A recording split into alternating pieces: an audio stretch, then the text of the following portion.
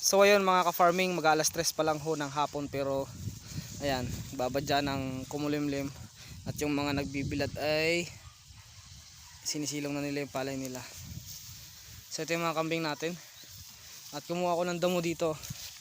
Syempre hindi naman natin sila may papastol dito kasi matubig dito eh. So ang gagawin natin, kuha tayo ng mga pwedeng kainin ng bulugan natin. Ito, kinakain ito ng bulugan natin. Punutin natin at yun yung papakain natin sa bulugan natin. Ayan, ang dami. Yan. Ito, madami. So bubunutin natin ito at ito ay yung papakain natin sa bulugan natin kaysa matuyo lang. Ang dami pa dito. Bukas kukuha ko ng damo. Ito, kukunin ko ng damo na to at yun ang ibibigay natin.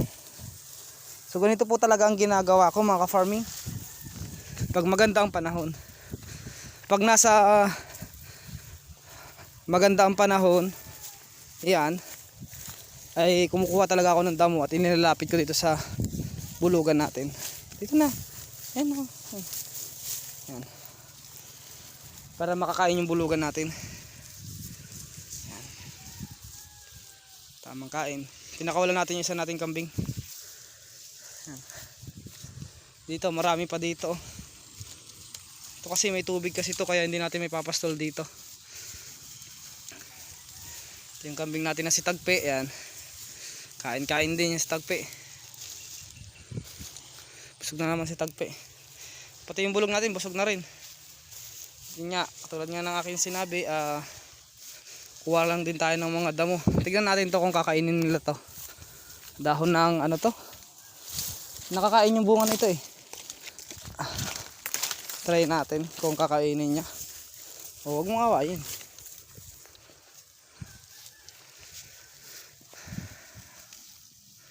Yung buntis nating kambing kumakain.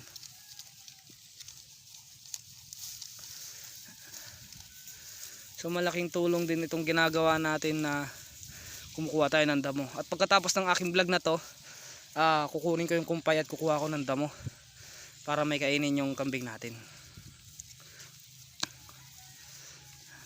Kasi summer ngayon, ang hirap, sayang lang din yung mga damo na natutuyo. Kaya kukuha tayo ng damo. Ayun oh, daming damo oh. Napakaraming damo dito mga ka-farming. Pero hanggang ano lang ito, saglit lang to. Ayan oh. Dahil daw kukunin natin yan bukas.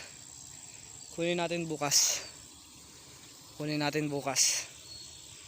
At yun na yung papakain natin sa ating bulugan. Dito kasi maganda sana magpastol dito, kaya lang ayun nga, maputik. Ayan oh. Maputik.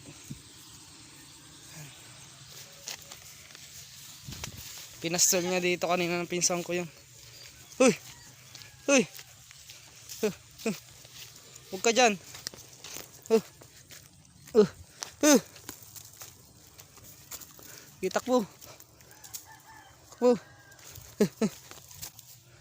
Takbo. Takbo. Hindi ka pwede dyan. Yan, papakain natin. Mga kambing natin. Tamang kain yung kambing natin kasi ayun o, makulimlim na. Pero hindi naman siguro uulan.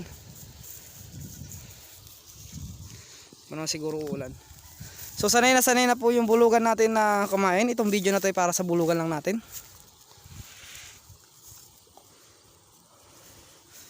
Sanay na siyang kumain ng damo. Sa madaling salita, sanay na siyang ipastol. Matanda na po itong bulugan natin. Nagtataka kayo bakit marumi ang kulay niya.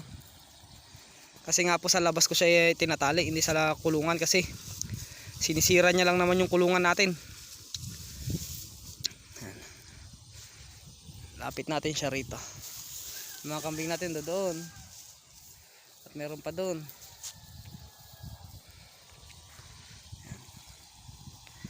Para makapili siya ng pagkain. ng damo na gusto niya. Update lang po. Titignan natin yung timba. Ito yung dalawa na to, pasaway to eh. Yan. Itong dalawa na to, si Kapitan Milky. Doon kayo, Milky. Pasaway.